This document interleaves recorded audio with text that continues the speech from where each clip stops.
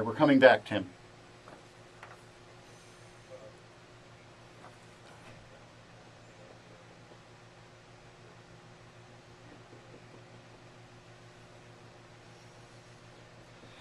All right, South Florida. I really do apologize for the technical difficulties we were having before.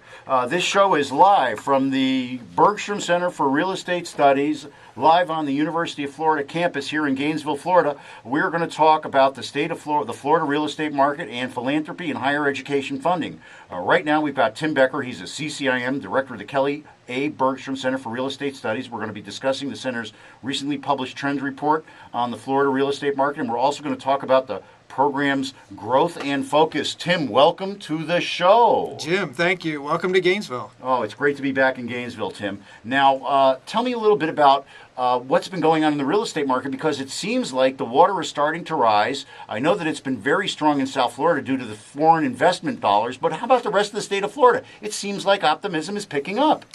Jim, optimism is picking up. Our respondents to our survey keep telling us that fundamentals in real estate keep getting better. There's plenty of money out there looking to invest in the industry, and their optimism for the future continues to improve. Now, I know that you're the director of the Bergstrom Center for Real Estate Studies, but you also have a big hand in the Nathan Collier MSRE program. Is that not correct? That is correct. Okay, now, what type of things are you seeing the market demanding from students? Is there a change in the demand for the students and what education the students need? Because I know that these students are always changing that go through there. They all have different backgrounds. Seems to me like a high quality student. What is the market looking for these days? Well, I think the market today is looking for an international perspective, and Florida is becoming more international. So our students are focused more on the international market. We took our first trip this year to Santiago, Chile, and they got a great education about what's happening in other parts of our hemisphere. And I think the other thing that they really are taking from this is their interpersonal skills. While it was important all the time, I think is becoming more important. Yeah, I've noticed that the offshore students have a great command of English. In fact, one of them had an English minor from China. High five on that. Absolutely. Now, let's go back to the markets for a little bit. We all know multifamily's been smoking hot. I actually heard somebody mention the C word yesterday. That's C for condominium, and they can fund them, and that means that prices are going to start to drift upwards on land in South Florida. But how about the rest of the state? How's retail looking? And we'll get into this a little bit with Jim, who I know invests in a lot of this stuff. Right. I think retail is slowly getting better. In certain parts of the state, it's really doing well. Obviously, in South Florida, particularly in downtown Miami, you have very low vacancy rates, a lot of retail looking to come in there. I think it's picking up in other parts. Orlando, Tampa, Jacksonville are getting better in prime locations. And I think that's the key still in our real estate market is Class A prime real estate locations are going to do well. Now, I've seen some big players pulling out, even though they're in prime locations, because they still see its cyclical nature in Florida. I think we need to develop a little bit more of a diversity and a little bit less cyclicality.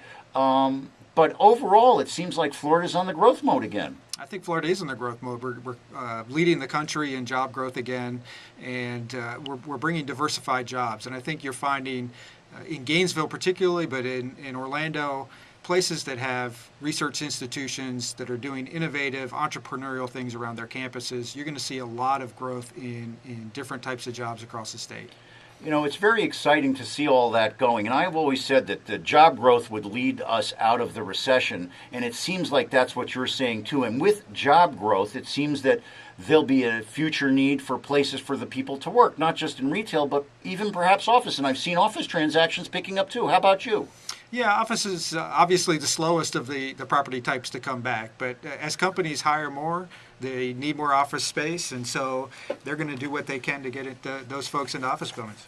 Now, let's talk a little bit about education in real estate in the state of Florida. We've seen a bunch of real estate schools and graduate programs start up across the state in different markets. I think that each one takes a different niche and tries to fill that niche. What niche does the University of Florida fill with its real estate program? Well, I think as the flagship university in the state, I think we provide a well-rounded education in real estate with a extremely well-rounded advisory board. And while other universities have great professors, great programs, I think what makes the strength of our program is our advisory board, who is across the state and, in fact, across the country. And it provides a much broader perspective than what you might get at some of the other state universities. And I also got to believe that somebody leaving, coming to Gainesville to live and immerse themselves also has a significant impact, whereas some of the other programs I think are more executive type, more commuter type, things like that. The residential nature of your program, I think, also helps as well. Absolutely, and that's why we have such a short program. It's 10 months. They can do it in 10 months, get immense knowledge in real estate, and I think that's beneficial to them. The other ones, they have great students that go there too, but they're working, and so it's working and they're going to school part-time, so you don't get the full experience you get here at UF. Now, let's talk a little bit about the challenges that education in Florida faces in general. And I'll tell you this, I've been involved with the real estate program for 30 plus years. I've seen the professors come, everybody from Dr. Hal Smith and Dr. Gitanis, Dr. Clay Curtis, all these great guys. And there was a young guy with them too, Wayne Archer. Now Wayne Archer's been here for a while. Wayne Archer's tenured. Wayne Archer's eventually going to retire. And when Wayne Archer retires, I'll bet you there's going to be a lot of competition for that salary slot given the cutbacks that have been going on at the university. And that's one of the things that we're going to do with the program, isn't it? That's correct. It's a challenge in this time with the financial resources of the state dwindling towards universities.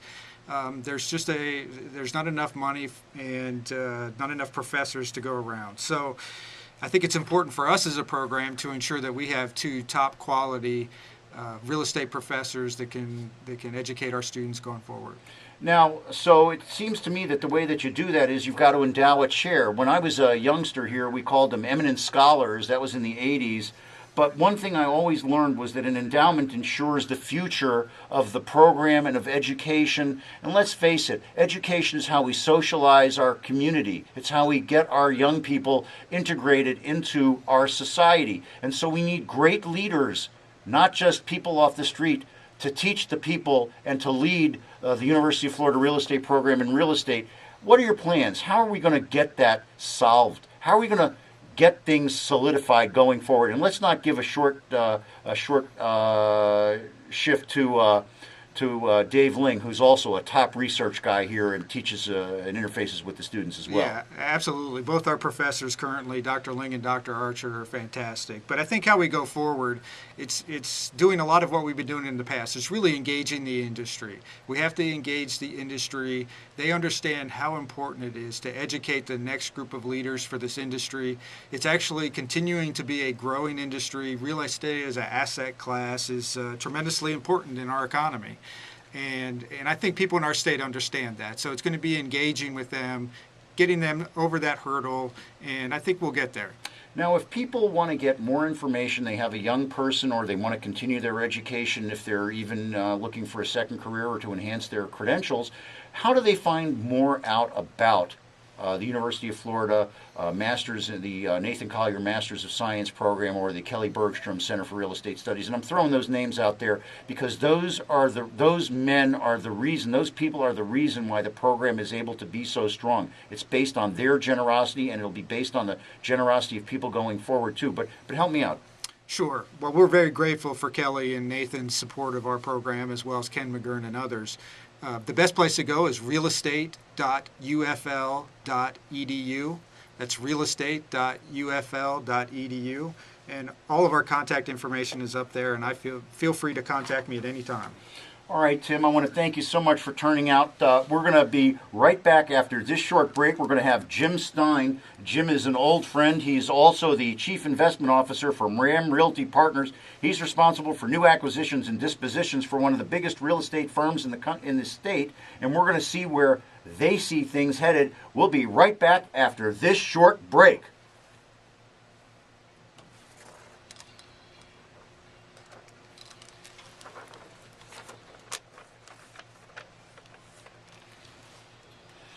Hi, this is Jim Freed. Warren Henry leases a lot of Land Rovers, Range Rovers, Jaguars, Infinities, and Volvos to the South Florida market. Of course they do.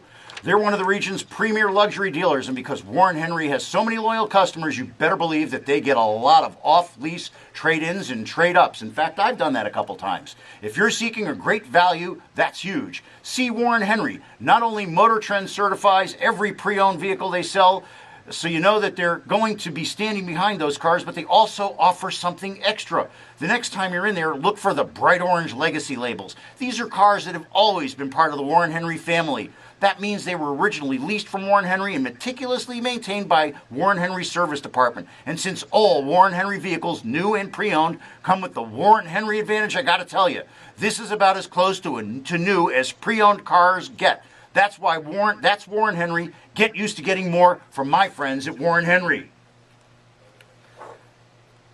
Now, I want to talk to you about the Miami Dolphins. Watching the Miami Dolphins beat the Oakland Raiders live at Sun Life Stadium this past Sunday was thrilling.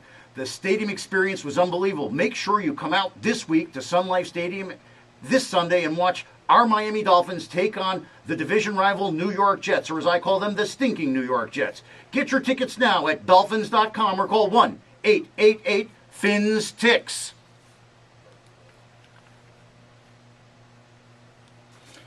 And I want to make sure you visit all my friends at Watch You Want. Watch You Want is where I get my luxury watches. Watch You Want carries a wide variety of watches. So make sure you go to www.watchyouwant.com and avail yourself of their full entire watch inventory. They're luxury watches. They're great for gifts.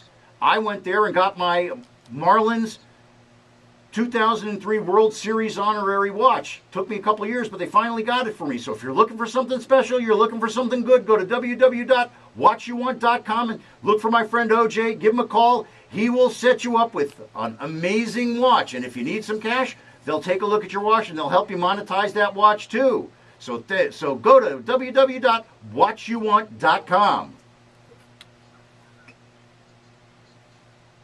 Jim Stein,